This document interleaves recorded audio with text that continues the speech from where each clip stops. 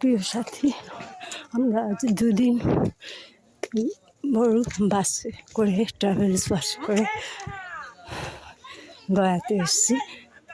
গয়া এসে আজকে আমরা এই বেদগুহাতে যাচ্ছি। দেখুন এই সিঁড়িতে হেঁটে হেঁটে উঠে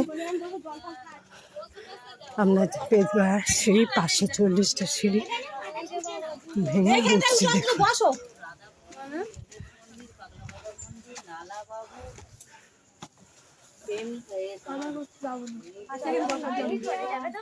লালা বাবু কই এখানে নাই? ও মা দেখুন ভিডিওটা দেখুন।